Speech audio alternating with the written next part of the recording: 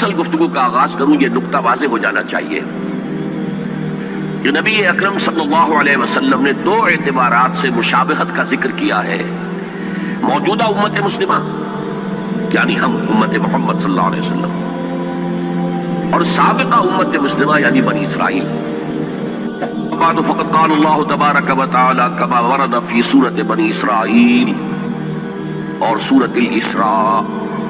معزز حاضرین اور محترم خواتین، السلام علیکم ورحمۃ اللہ وبرکاتہ. میری آج کی گفتگو کا عنوان امت مسلمہ کا ماضی، حال اور مستقبل. تو میں اس بات کو آپ کے سامنے عرض کرنے میں کوئی باک محسوس نہیں کرتا کہ اصل میں یہ مضمون مجھ پر کھلا ہے نبی اکرم صلی اللہ علیہ وسلم کی ایک حدیث کے ذریعے سے. گویا کہ وہ میرے لیے کلید بن گئی، اس خزانے کو کھولنے کے لیے چابی کا کام دیا. وہ حدیث ہے عبداللہ ابن عمرو بن العاص رضی اللہ تعالی عنہما سے کہ حضور صلی اللہ علیہ وسلم نے فرمایا میری امت پر بھی وہ تمام حالات وارد ہو کر رہیں گے جو بنی اسرائیل پر آئے، بالکل ایسے ہی جیسے کہ ایک جوڑے کی دو جوتیاں ایک دوسرے کے مشابہ ہوتی. اس حدیث نے ایک دم میرے لیے امت مسلمہ کے ماضی، حال اور مستقبل کو سمجھنا ممکن بنا دیا اور اس سمندر کو کوزے میں بند کرنے کا امکان مجھے نظر آیا. چنانچہ سن 74 کے رمضان مبارک میں میں نے ایک مقالہ لکھا حالت اعتکاف میں. وہ پھر بعد میں میثاق میں شائع ہوا، پھر کتابی شکل میں، کتابچے کی شکل میں شائع ہوا، انگریزی ترجمہ بھی شائع ہوا. آج میں اس موضوع پر آپ سے مخاطب ہوں. اس سے پہلے کہ میں اصل گفتگو کا آغاز کروں یہ نقطہ واضح ہو جانا چاہیے کہ نبی اکرم صلی اللہ علیہ وسلم نے دو اعتبارات سے مشابہت کا ذکر کیا ہے. موجودہ امت مسلمہ یعنی ہم امت محمد صلی اللہ علیہ وسلم اور سابقہ امت مسلمہ یعنی بنی اسرائیل.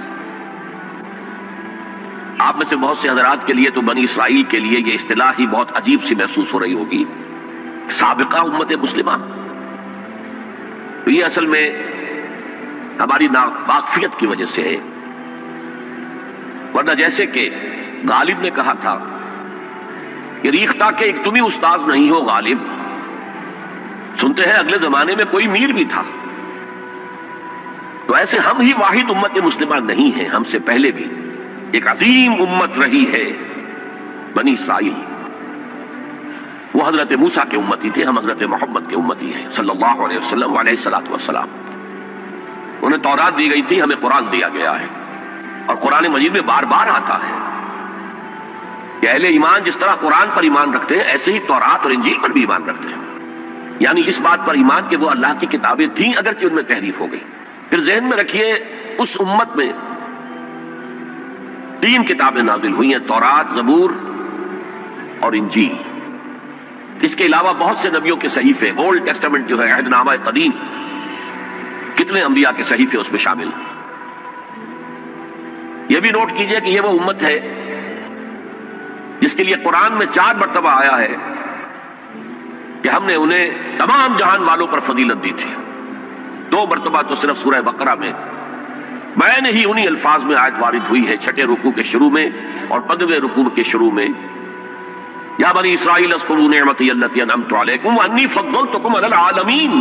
اے بنی اسرائیل یاد کرو میرے انعام و اکرام و احسان کو جو میں نے تم پر کیا اور میں نے تمہیں تمام جہان والوں پر فضیلت دی. پھر جب سے یہ ایک امت کی شکل میں آئے، اس سے پہلے وہ ایک قوم تھے بنی اسرائیل، 12 قبیلے جو حضرت یعقوب علیہ السلام کے 12 بیٹوں سے چلے. قوم تھے وہ، امت نہیں تھے. امت تب بنے ہیں جب حضرت موسیٰ علیہ السلام کو تورات دی گئی. اس وقت سے لے کر 1400 برس ایسے گزرے ہیں اس امت میں کہ کوئی ایک لمحہ بھی نہیں تھا کہ کوئی نبی موجود نہ ہو. یہ جو چین ہے مسلسل انبیاء کی، آغاز بھی 2 رسولوں سے ہوا، موسیٰ اور ہارون علیہ السلام. اختتام بھی 2 پر ہوا، عیسیٰ اور یحییٰ علیہ السلام. اور دونوں کے درمیان سمجھیے کہ ڈور بندھی ہوئی ہے کہ اس میں کہیں کوئی رکھنا نہیں.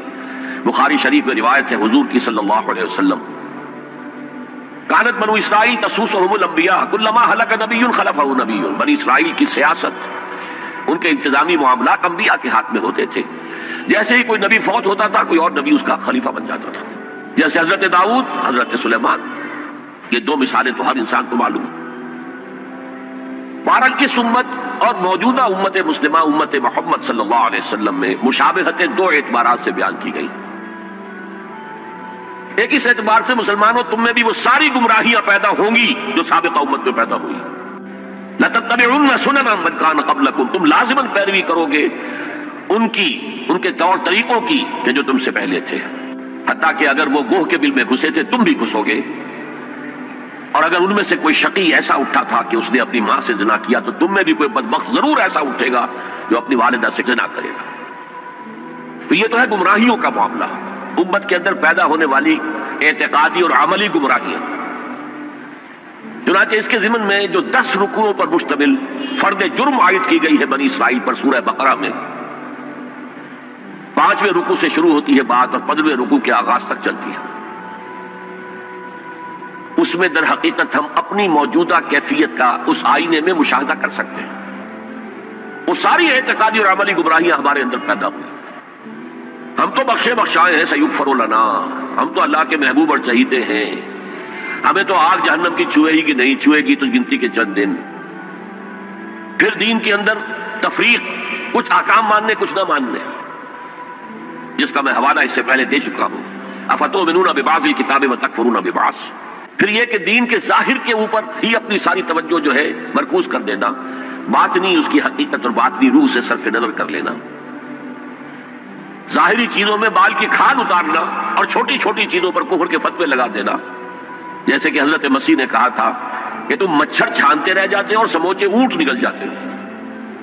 رفع یدین پر تو ہو رہا ہے من دیگرم تو دیگری، تم اور ہو میں اور ہوں، اور سودی کاروبار میں بھی کر رہا ہوں وہ بھی کر رہا ہے، کوئی پرواہ نہیں. تو ایک پہلو تو یہ ہے، اور وہ بھی ہمارے لیے بہت توجہ طلب ہے کہ ان آیات کو پڑھتے ہوئے ہم اپنا جائزہ لیتے رہیں کہ اصل میں ان آیات میں سورہ بقرہ کے 10 رکوعوں میں اللہ تعالیٰ نے پیش کی ایک آئینہ ہمارے سامنے رکھ دیا کہ اس اعتبار سے تمہارے اندر بھی گمراہیاں پیدا ہو کر رہیں گی، تاکہ جن کو بھی اللہ توفیق دے وہ اس آئینے میں اپنی تصویر دیکھ کر اپنی اصلاح کی طرف متوجہ ہو جائیں. دوسرا، اس حدیث میں حضور نے فرمایا کہ جو حالات ان پر وارد ہوئے تھے، ایک ہے ان کی اپنی اعتقادی اور عملی گمراہیاں، ایک ہے جو حالات ان پر واقع ہوئے تھے، وہی حالات امت محمد صلی اللہ علیہ وسلم پر بھی واقع ہوں گے. اور اس ضمن میں جو آپ نے تشبیہ دی ہے اس سے زیادہ فصاحت و بلاغت پر مبنی تمثیل یا تشبیہ ممکن نہیں. جیسے ایک جوتی کے 2 جوتے، ایک جوڑے کے 2 جوتے، اگر آپ ان کو زمین پر رکھا ہوا دیکھیں گے تو فرق نظر آئے گا، ایک کا پنجہ یوں ہے ایک کا پنجہ یوں ہے، فرق ہے. ان کے تلوے ملا دیجئے تو بال برابر فرق نہیں. تو ویسے تو ظاہر بات ہے ان دونوں امتوں کی تاریخ میں 2000 سال کا فصل ہے، نصف صدی کا قصہ ہے، 2-4 برس کی بات نہیں. تو ایگزیکٹلی تو وہ حالات نہیں ہو سکتے، لیکن یہ کہ اگر آپ تھرو دی لائنز ریڈ کر سکتے ہو بین السطور، تو واقعہ یہ ہے کہ بالکل کاربن کاپی ہے، جو کچھ ان پر بیتا وہی ہم پر بیتا. اور جیسا کہ میں نے عرض کیا اسی حدیث کی روح سے، اور پھر یہ آیات جو آج تلاوت بھی کی گئی، جن کی قرات کی گئی، جن کا ترجمہ آپ کو جناب منظور شیخ صاحب نے بھی سنا دیا، میں بھی کوئی ترجمہ کروں گا. ان آیات پر جب میں نے غور کیا، اس حدیث کی روح سے ان چند آیات میں جو خزانہ تھا، صندوق تھا، اس کا اسے کھولا، تو جو بات سامنے آئی ہے وہ آج آپ کے سامنے رکھ رہا ہوں. دوسری بات جو میں چاہتا ہوں کہ واضح ہو جائے وہ یہ ہے کہ میرا موضوع ہے امت کا ماضی، حال اور مستقبل. اسلام کا ماضی، حال اور مستقبل یہ دوسرا موضوع ہے. ان دونوں کو ایک شے نہ سمجھیے. اسلام کا عروج حضور کے اور خلافت راشدہ کے دور میں ہوا، اور خلافت راشدہ کے اختتام کے ساتھ اس کا زوال شروع ہو گیا. وہ زوال تقریباً 1400 برس تک مسلسل مسلسل مسلسل مسلسل مسلسل جاری رہا. ہاں اب وہ وقت آنے والا ہے کہ پھر اس کا ایک عروج ہوگا. لیکن امت کا معاملہ اس کے برعکس ہے. امت ایک مرتبہ اٹھی، پھر گری، پھر اٹھی، پھر گری. اور بنی اسرائیل کے لیے انہی 4 ادوار کا تذکرہ ہے جو ان آیات میں ہے. ہم نے یہ فیصلہ سنا دیا تھا، پیش کی بنی اسرائیل کو، وَقَضَيْنَا إِلَىٰ بَنِي إِسْرَائِيلَ فی الکتاب، اپنی کتاب میں، تورات میں، لَتُفْسِدُنَّ فِي الْأَرْضِ مَرَّتَيْنِ، تم 2 مرتبہ زمین میں بڑا فساد بچاؤ گے، وَلَتَعْلُنَّ عُلُوًّا كَبِيرًا، اور سرکشی کرو گے، بہت اونچی سرکشی، بہت بڑی سرکشی۔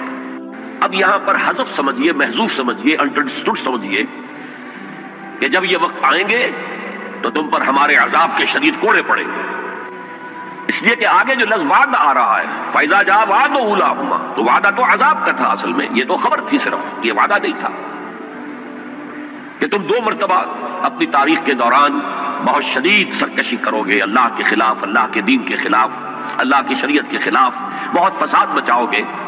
اور یہاں جیسا کہ میں نے عرض کیا، اب امپلائڈ سمجھیے، اور اس پر ہمارے عذاب کے شدید کوڑے تم پر برسیں گے۔ فَإِذَا جَاءَ وَعْدُ أُولَاهُمَا، تو جب ان 2 وعدوں میں سے پہلے وعدے کا وقت آیا، یعنی عذاب کا وعدہ جو ہم نے تم سے کیا تھا، جو وعید دی تھی تمہیں، بَعَثْنَا عَلَيْكُمْ عِبَادًا لَنَا أُولِي بَأْسٍ شَدِيدٍ، ہم چڑھا لائے تم پر اپنے وہ بندے جو بہت جنگجو تھے، بہت وحشی تھے، بہت فوجی قوت کے حامل تھے، فجاسوا خلال الدیار، وہ تمہاری آبادیوں میں گھس گئے اور پھیل گئے، وکان وعدا مفعولا، اور وہ وعدہ جو ہے پورا ہو کر رہا۔ اس سے واضح ہو گیا وعدہ عذاب کا تھا۔ ظاہر بات ہے کہ اس پہلے زوال سے یا پہلے سرکشی سے، اس سے قبل یقیناً کوئی دور اچھا تھا جس کے بعد یہ زوال آیا ہے۔ وہ دور ہے جو ان کی خلافت راشدہ سے تعبیر کیا جا سکتا ہے، حضرت طالوت، حضرت داؤد، حضرت سلیمان علیہ السلام کا دور، تقریباً 100 برس۔ یہ بعد میں تفصیل سے ذرا میں عرض کروں گا، اس لیے کہ ہمیں سابقہ امت مسلمہ کی تاریخ جو ہے اس کا بھی خاکہ ذہن میں رکھنا چاہیے، اس لیے کہ مستقبل میں اصل جو پیچ پڑنے والا ہے، جیسے پتنگوں کا پیچ پڑتا ہے، وہ انہی 2 امتوں کے مابین ہے بنیادی طور پر، اور اس کے پس منظر کو سمجھنے کے لیے دونوں کی تاریخ کا ایک خاکہ ذہن میں ہونا چاہیے۔ پھر فرمایا ثم رددنا لکم الکرۃ علیہم، پھر ہم نے لوٹا دی تمہاری باری ان پر، وامددناکم باموال وبنین، اور ہم نے تمہاری مدد کی مالوں کے ساتھ، اموال کے ساتھ اور بیٹوں کے ساتھ، وجعلناکم اکثر نفیرا، اور تمہاری تعداد تو وہ پہلے دور عروج کے مقابلے میں بھی زیادہ ہو گئی۔ ان احسنتم، اگر تم نے کوئی بھلائی کمائی، احسنتم لانفسکم، تو تم نے اپنے لیے کمائی، وَإِنْ أَسَأْتُمْ، اگر تم نے برائی کمائی، فَلَهَا، وہ بھی تمہارے اپنے نفس کے لیے ہے، اپنی جانوں کے لیے ہے۔ فَإِذَا جَاءَ وَعْدُ الْآخِرَةِ، پھر جب آیا دوسرے وعدے کا وقت، لِيَسُوءُ وُجُوهَكُمْ، پھر دیکھیے وہ الفاظ یہاں محذوف مانیے، بَعَثْنَا عَلَيْكُمْ عِبَادًا لَنَا أُولِي بَأْسٍ شَدِيدٍ، پھر ہم نے تم پر اپنے ایسے بندے مسلط کر دیے، اور ایسے بندوں کو تم پر چڑھا لائے جو بڑے جنگجو تھے، بڑی قوت رکھنے والے تھے۔ تو یہاں اب اس کے بعد پڑھیے لِيَسُوءُ وُجُوهَكُمْ، تاکہ وہ تمہارے حلیے بگاڑ دیں، تمہارے چہرے بدل ڈالے۔ یہ تو لفظی ترجمہ یہی ہونا چاہیے، لیکن باب محاورہ کیا ہوگا؟ تمہارا حلیہ بگاڑ دیں۔ وَلِيَدْخُلُوا الْمَسْجِدَ كَمَا دَخَلُوهُ أَوَّلَ مَرَّةٍ، اور وہ داخل ہو مسجد میں، بیت المقدس کی مسجد میں جو حضرت سلیمان نے بنائی تھی، جیسے پہلی مرتبہ داخل ہوئے تھے۔ پہلی مرتبہ کے ذکر میں اس کا بیان نہیں آیا تھا۔ یہ قرآن مجید کا اسلوب ہے کہ مقابل کی چیزوں کو حذف کر دیا جاتا ہے تاکہ اختصار سے کام لیا جائے۔ وَلِيَدْخُلُوا الْمَسْجِدَ كَمَا دَخَلُوهُ أَوَّلَ مَرَّةٍ، پہلی مرتبہ جیسے وہ داخل ہوئے تھے۔ وَلِيُتَبِّرُوا مَا عَلَوْا تَتْبِيرًا، اور جس چیز پر بھی انہیں اختیار حاصل ہو جائے اسے برباد کر کے رکھ دیں، تباہ کر دیں۔ یہ ہے چند آیات جن میں بنی اسرائیل کے تاریخ کے، ان میں تو 3 ادوار کا ذکر ہے، لیکن ایک دور جو ہے ان کا امپلائڈ ہے کہ پہلے دور عذاب یا دور زوال سے پہلے ان کا ایک سنہری دور بھی تھا۔ اب ذرا میں چاہتا ہوں کہ بنی اسرائیل کی تاریخ کا ایک خاکہ ذہن میں جما لیں۔ 1400 قبل مسیح میں حضرت موسیٰ کو تورات ملی، تو 1400 قبل مسیح سے بنی اسرائیل ایک امت کی حیثیت سے ان کی تاریخ شروع ہوئی۔ حضرت موسیٰ کے زمانے میں جب تورات حاصل کرنے کے بعد پھر آپ آگے بڑھے فلسطین کی طرف، اور آپ نے بنی اسرائیل سے کہا کہ اب داخل ہو جاؤ اور جنگ کرو، جو لوگ یہاں ہیں انہیں یہاں سے نکالو، مشرکین ہیں، نہایت گمراہ قومیں یہاں آباد ہیں، یہاں سے نکالو، تاکہ یہ سرزمین جہاں تمہارے جد امجد ابراہیم رہتے تھے، یہ سرزمین جہاں تمہارے جد امجد اسحاق رہتے تھے، حضرت یعقوب رہتے تھے، اور جہاں سے وہ ہجرت کر کے مصر تشریف لے گئے تھے، تم دوبارہ وہ زمین حاصل کر لو۔ لیکن انہوں نے جنگ سے صاف انکار کر دیا. فَاذْهَبْ أَنْتَ وَرَبُّكَ فَقَاتِلَا إِنَّا هَاهُنَا قَاعِدُونَ. اے موسیٰ جاؤ، تم جاؤ، تمہارا رب جائے، تم جا کے جنگ کرو، وہ تو بڑے بڑے قوی الجثہ لوگ ہیں، بڑے خوخار لوگ ہیں، ہم ان سے جنگ کرنے کی پوزیشن میں نہیں ہیں، ہم تو یہاں بیٹھے ہیں. حضرت موسیٰ پر اس قدر شدید بیزاری طاری ہوئی، آپ نے اللہ کی جناب میں دعا کی، رب انی لا املک الا نفسی و اخی، پروردگار مجھے تو اختیار ہے تو اپنی جان پر اور اپنے بھائی ہارون کی جان پر. اور یہ پوری قوم انکار کیے بیٹھی ہے. 6 لاکھ میں سے صرف 2 افراد نکلے تھے، یوشع ابن نون جو بعد میں جانشین ہوئے حضرت موسیٰ کے اور نبی تھے، جوشوا کہتے ہیں بائبل میں انہیں، اور کالب بن یفنہ، یہ دو رسول، 2 ان کے یہ امتی، 4 آدمی. ظاہر بات ہے کہ وہ کیسے جنگ کرتے. تو حضرت موسیٰ کی دعا تھی کہ رب انی لا املک نفسی الا نفسی واخی فافرق بیننا و بین القوم الفاسقین. تو اے اللہ اب ہمارے اور ان فاسقوں کے درمیان علیحدگی کر دے، میں اب ان کے ساتھ نہیں رہنا چاہتا، ان ناہنجاروں کے ساتھ نہیں رہنا چاہتا. اللہ نے فرمایا نہیں موسیٰ، رہنا تو ہوگا تمہیں انہی کے ساتھ. البتہ انہیں ہم یہ سزا دے رہے ہیں کہ 40 برس تک یہ ارض مقدس اب ان پر حرام ہو گئی، اسی صحرائے سینا میں بھٹکتے پھریں گے. یتیہون فی الارض، اسی سے اس سینا کے صحرا کو صحرائے تیر کہا جاتا ہے، یتیہون فی الارض. اسی 40 سال کے دوران میں حضرت موسیٰ کا انتقال ہو گیا، حضرت ہارون کا انتقال ہو گیا، بلکہ یوں سمجھیے کہ تقریباً پوری نسل جو مصر سے نکل کر آئی تھی وہ فوت ہو گئی. اب ایک نئی نسل پیدا ہوئی صحرا میں، جو غلامی کا داغ اٹھائے ہوئے نہیں تھی. صحرا کی وسعتوں میں پیدا ہوئے، جیسے کہ اقبال کہتا ہے فطرت کے مقاصد کی کرتا ہے نگہبانی، یا بندہ صحرائی یا مرد کوہستانی. شہری لوگوں کے اندر تو طرح طرح کی کمزوریاں آ جاتی ہیں، اخلاقی اعتبار سے بھی بڑے بڑے شہر، ان کے اندر جو بھی خرابیاں آتی ہیں وہ سب کو معلوم ہے. تو فطرت کے مقاصد کی کرتا ہے نگہبانی، یا بندہ صحرائی یا مرد کوہستانی. تو صحرا میں جو نسل پیدا ہوئی اب 40 سالوں میں اور وہ جوان ہو گئی، اس نے پھر جوشوا یعنی حضرت یوشع ابن نون کی سرکردگی میں جہاد کیا، قتال کیا. جیریکو، اریحا اس کا نام تھا، آج کل آپ پڑھتے ہوں گے اخبارات میں، وہ اسرائیل میں اور جو فلسطین کے شہروں میں جیریکو ایک مشہور شہر ہے، سب سے پہلے وہ فتح کیا، اس کے بعد پورا فلسطین فتح کر لیا.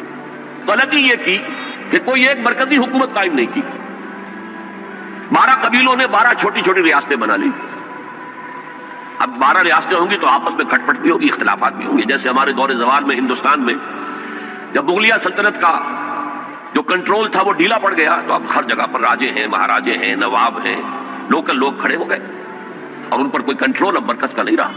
پھر وہ آپس میں لڑتے بھی تھے، یہ آپس میں لڑتے بھی تھے، اور جو قریب کے مشرک قبائل تھے ان سے ایک دوسرے کے خلاف مدد بھی لیتے تھے، ان سے شادیاں بھی کی، ان سے خلا ملا بھی رکھا، مشرکانہ اوہام بھی پیدا ہو گئے، غلط رسومات بھی انہوں نے اپنے ان مشرک ہمسایوں سے سیکھ لی.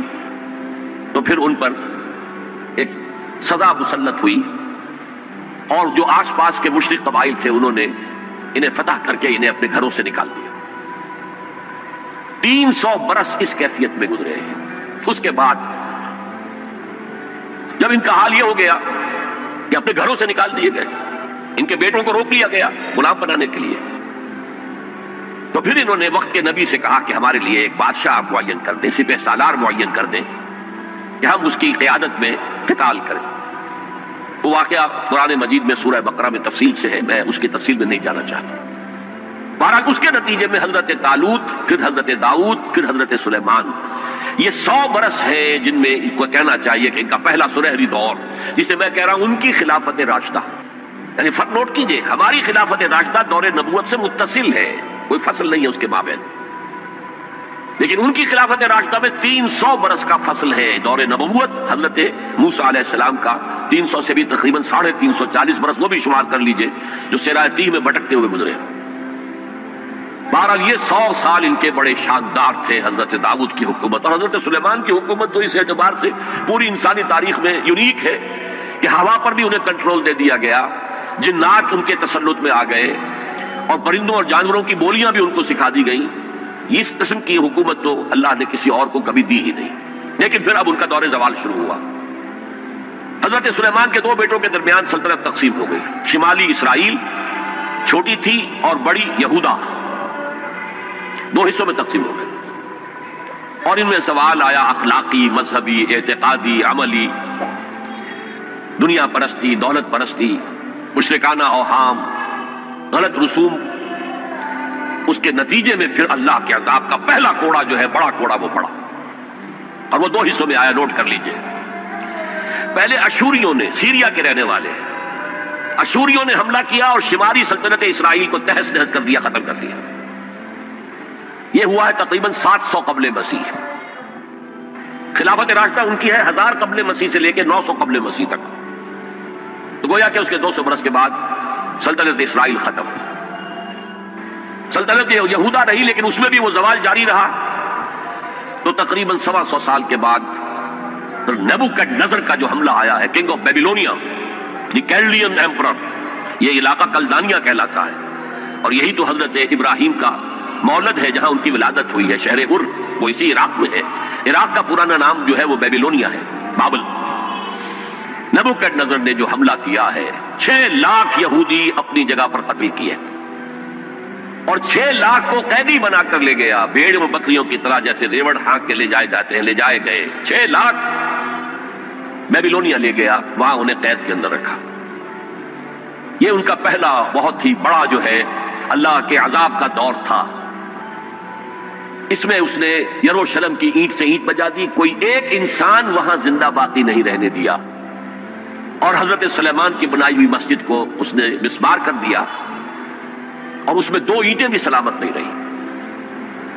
قرآن میں جو سورہ بقرہ میں ذکر ہے، او کالذی مر علی قریۃ وہی خاویۃ علی عروشها، یہ واقعہ حضرت عزیر علیہ السلام کا۔ وہ جب آئے، انہوں نے دیکھا یہ یروشلم کا یہ حال ہو گیا ہے، تو انہوں نے وہ الفاظ کہے، انا یحیی ھذہ اللہ بعد موتھا، یہ شہر جو اس طرح مر گیا، ختم ہو گیا، ایک متنفس زندہ نہیں، 2 اینٹیں سلامت نہیں، اللہ کیسے اس شہر کو دوبارہ آباد کرے گا؟ تو اللہ نے فاماتہ اللہ 100 عام، 100 سال کے لیے موت طاری کر دی۔ وہ واقعہ آپ نے پڑھا ہوگا، میں اس میں تفصیل میں نہیں جا سکتا۔ بہرحال اس کے 100 برس کے بعد تقریباً اب تاریخ نے ایک اور کروٹ لی۔ یہ فلسطین کے مشرق میں عراق، عراق کے مشرق میں ایران۔ ایران میں ایک زبردست شہنشاہ جو ہے وہ سامنے آیا، کیخورس یا سائرس، جسے ذوالقرنین بھی کہتے، 2 سینگوں والا، اس لیے کہ اس نے 2 ملکوں کو جوڑ کر ایک سلطنت بنائی تھی، پارس اور مادہ، ان دونوں کو جوڑ کر ایک سلطنت بنائی، عظیم ایرانی سلطنت، جس کا 2500 سالہ جشن منایا تھا وہ جو شہنشاہ ایران تھا، جو خواب دیکھ رہا تھا اسی اپنے دور کو واپس لانے کا۔ سائرس جو ہے اس نے حملہ کیا بیبیلونیا پر اور ان کی حکومت ختم کی۔ نیبوکڈنیزر کے جو بھی وہاں اس وقت وارث تھے، اور یہودیوں کو اجازت دے دی کہ اب تم جاؤ، جا سکتے ہو، جا کر اپنا معبد بھی دوبارہ تعمیر کر سکتے ہو۔ اس نے مدد بھی کی، اس کے جانشینوں نے بھی مدد کی، ساز و سامان بھی جاؤ بناؤ، اور اپنی سلطنت میں دوبارہ آباد ہوگا۔ اس وقت حضرت عزیر علیہ السلام کی دعوت توبہ، توبہ کی برا، توبہ کرو، توبہ کرو، توبہ کرو، ریپینٹ ریپینٹ ریپینٹ، اصلاح کرو اپنے اعمال کی، اپنے عقائد کی۔ اور یہ دعوت مفید ہوئی، اور ایک رینائسنس ہو گیا، احیاء ہو گیا بنی اسرائیل کے اندر، مذہبی، روحانی، اخلاقی اعتبار سے ایک احیاء ہو گیا۔ چنانچہ اللہ تعالیٰ نے اب ان کی مدد کی، ان کو مال بھی دیے، ان کو اولاد بھی دی، ان کی تعداد بھی بہت بڑھ گئی، اور اب پھر ایک 100 سالہ ان کا دور آیا ہے جو بہت عظمت کا ہے۔ ثم رددنا لكم الكرة عليهم وامددناكم باموال وبنين وجعلناكم اكثر نفيرا۔ اس کو کہتے ہیں تاریخ میں مکابی امپائر۔ زمینی رقبے کے اعتبار سے یہ حضرت سلیمان کی سلطنت سے بھی بڑی تھی، اگرچہ میں ذکر کر چکا ہوں حضرت سلیمان کی حکومت کا کچھ اور ہی معاملہ تھا، وہ تو کسی اور کا ہوا ہی نہیں، لیکن زمینی رقبہ مکابی سلطنت کا حضرت سلیمان کی سلطنت سے بھی بڑا تھا۔ لیکن اس کے بعد پھر وہی ہوا، پھر وہی زوال، پھر اسی طریقے سے مشرکانہ اوہام عقائد کے اندر گھس گئے، بدعات، رسومات نئی سے نئی، اپنے آس پاس کے اڑوس پڑوس کے لوگوں سے چیزیں سیکھ سیکھ کر اپنے اندر داخل کرنا، دنیا پرستی، شہوت پرستی، پھر ان کے اوپر عذاب کے کوڑے برسے۔ یہ ہے وَإِذَا جَاءَ وَعْدُ الْآخِرَةِ بَعَثْنَا عَلَيْكُمْ عِبَادًا لَنَا أُولِي بَأْسٍ شَدِيدٍ لِيَسُوءُوا وُجُوهَكُمْ وَلِيَدْخُلُوا الْمَسْجِدَ كَمَا دَخَلُوهُ أَوَّلَ مَرَّةٍ۔ یہ مکابی سلطنت کے دور میں وہ ہیکل سلیمانی یا مسجد اقصی حضرت سلیمان کی دوبارہ تعمیر کر دی گئی تھی، اسے وہ کہتے ہیں سیکنڈ ٹیمپل۔ لیکن ان پر اب جو آئے کوڑے وہ یورپ سے آئے۔ پہلے گریکس آئے، Alexander the great and Seleucus, ان کی حکومت ان پر قائم رہی، انہوں نے روندا پاؤں تلے۔ پھر رومنز آ گئے، رومن نے فتح کیا علاقہ. انہوں نے اس طرح کا نظام قائم کیا، براہ راست حکومت اپنی نہیں رکھی جیسے ہمارے ہاں ہوتا تھا انگریز کے دور میں، راجواڑے اور نوابوں کا علاقہ. نواب بیٹھے ہوئے لیکن اوپر ریزیڈنٹ ایک بیٹھا ہوا ہے، اصل پالیسی اس کے ہاتھ میں ہوتی تھی. اصل میں تو انگریز کی حکومت تھی لیکن دکھاوے کے لیے راجا مہاراجا اور نواب تھے. اس طرح وہ یہودی حکومت انہوں نے قائم رکھی وہاں، لیکن اصل طاقت اپنے ہاتھ میں رکھی. تو کچھ یہودی بار بار بغاوتیں کرتے رہے، وہ چاہتے تھے کہ رومن سے ہم خلاصی حاصل کریں، اور ان کو دبایا بھی جاتا رہا. اسی دور میں حضرت مسیح کی ولادت ہوئی، اسی دور میں پھر انہوں نے اپنی دعوت پیش کی، اسی دور میں پھر ان کے بڑے بڑے جو صوفیاء تھے، فقہاء تھے، مفتی حضرات تھے، انہوں نے حضرت مسیح کو کافر اور مرتد واجب القتل قرار دیا، اور اپنے بس پڑتے انہیں سولی پر چڑھوا کے دم لیا. اگرچہ اللہ نے جو کچھ کیا وہ بالکل مختلف ہے، انہیں سولی پر چڑھنے ہی نہیں دیا. ولیکن شبہ لہم، ایک اور شخص کی شباہت بنا دی گئی حضرت عیسیٰ کی سی، اور وہ ہے جو سولی چڑھا اور گرفتار ہوا. اور انجیل برنباس سے معلوم ہوتا ہے، ہمارے پاس اس کا کوئی سورس نہیں تھی، ہمارے کسی مفسر نے، کسی محدث نے حضور سے بھی نقل نہیں کیا، لہذا ہمیں یہ تو معلوم تھا، یہ تو ہمارا عقیدہ ہے کہ حضرت مسیح سولی نہیں چڑھے، وہ قتل نہیں ہوئے. ما قتلوہ وما صلبوہ ولکن شبہ لہم، لیکن کیسے شبہ کیا، کس کو مشابہ بنایا، کون سولی چڑھا، ہمیں معلوم نہیں تھا. یہ تو پوپ کی لائبریری سے نکلی ہے انجیل برنباس، ایونجیلیم برنابے، اس نے واضح کیا ہے کہ جس حواری نے دھوکہ دیا تھا یا غداری کی تھی، اسی کی شکل اللہ نے حضرت عیسیٰ کی سی بنا دی. اور حضرت عیسیٰ کو جب وہ سپاہی پکڑنے کے لیے آئے تو جس کوٹھڑی میں وہ بیٹھے ہوئے تھے، باغ کے اندر وہ پوش تھے، اس کی چھت پھٹی، 4 فرشتے نازل ہوئے اور حضرت عیسیٰ کو لے گئے، اور اس شخص کی شکل حضرت عیسیٰ کی بنا دی گئی. وہ پکڑا گیا اور وہ سولی چڑھا، واللہ اعلم. لیکن یہ قرین قیاس ہے بہت. بہرحال اس کے بعد بھی ان کا زواج باقی رہا، انہوں نے حضرت عیسیٰ کو تو رد کر دیا، انہیں ولد الزنا قرار دیا، حضرت مریم پر تہمت لگائی، بہتان عظیمہ قرآن کہتا ہے، مریم پر بہتان عظیم. اس کے بعد سن 70 عیسوی میں، یعنی حضرت مسیح کے رفع سماوی کے تقریباً 40 برس بعد، پھر ان زیلوٹس نے، یہ جو بار بار بغاوت کرتے تھے یہودیوں میں سے، انہیں زیلوٹس کہا جاتا ہے، بڑے جوشیلے لوگ، انہوں نے ایک بڑی بغاوت کی. تو ایک جو جرنیل تھا رومن، ٹائٹس، تیتوس کہتے ہیں اسے عربی میں، تیتوس، توئے واو سین، ٹائٹس، اس نے پھر جو کرش کیا ہے اس ریبیلین کو، 1,33,000 یہودی ایک دن میں قتل کیا. Second temple again raze to the ground, کوئی اس کی ایک اینٹ بھی سلامت نہیں رہی، سوائے وہ ایک دیوار اس کی جو ہے باقی رہ گئی ہے، جسے یہ ویلنگ وال کہتے ہیں، اور وہاں جاتے ہیں اور ماتم کرتے ہیں اور روتے ہیں اور تورات پڑھتے ہیں، صرف وہ رہ گیا، باقی کچھ نہیں رہا. اور انہیں حکم دے دیا نکل جاؤ یہاں سے، فلسطین سے دفع ہو جاؤ، یہاں سینگ سمائے چلے جاؤ. یورپ میں چلے گئے، ایشیا کے ممالک میں چلے گئے، افریقہ کے ممالک میں چلے گئے، ایران میں آ گئے، ترکی میں آ گئے وغیرہ. یہاں سے ان کا ڈایاسپورا شروع ہوا کہ یہ اپنے وطن سے باہر نکال دیے گئے. ڈایاسپورا، دور انتشار. یہ دور انتشار ان کا جاری رہا تقریباً 1900 برس تک یا 1850 برس تک. اس کے بعد ان کے اندر زائنسٹ موومنٹ کھڑی ہوئی جو سیکولر تھی، ان کا مذہب سے کوئی تعلق نہیں تھا، بیشتر بینکرز تھے. انہوں نے زائنزم کی تحریک کو منظم کیا. 1897 میں انہوں نے protocols of the world Zionism وہ پاس کیے، اور اس کے بعد انہوں نے لابینگ جو کی ہے برطانیہ کی حکومت سے، تو اس سے بالفور ڈکلریشن لے لیا 1917 میں، جس سے انہیں واپس آ کر فلسطین میں آباد ہونے کا حق مل گیا. اس کے بعد 1948 میں ان کی ریاست امریکہ نے قائم کرا دی، UNO کے تھرو اسرائیل قائم ہو گئی. 1967 میں اس نے اپنی حدود بڑھا لی، اور جو 1948 میں اسرائیل قائم ہوا تھا اس میں یروشلم کو 2 حصوں میں تقسیم کیا گیا تھا. مشرقی حصہ مسلمانوں کے پاس رہے گا، فلسطینیوں کے پاس، مغربی حصہ جو ہے وہ یہودیوں کے پاس رہے گا. اور مشرقی حصے ہی میں وہ ٹیمپل ماؤنٹ ہے جہاں کبھی ہوتا تھا ان کا معبد، وہ اسے چونکہ ٹیمپل کہتے ہیں اس لیے ٹیمپل ماؤنٹ، وہ پہاڑی جس کے اوپر کے وہ ٹیمپل تھا. اور وہاں مسلمانوں کے دور میں وہاں پر مسجد اقصی بن گئی، اور وہاں پر قبۃ الصخرہ، وہ چٹان جہاں سے حضور کا آسمانی سفر شروع ہوا تھا معراج کا، اس چٹان پر عبد الملک بن مروان جو بنو امیہ کا ایک بڑا خلیفہ تھا، بڑا بادشاہ تھا، اس نے یہ ڈوم بنائی جو آج آپ کو نظر آتی ہے ٹی وی کے اندر، ڈوم آف دی راک.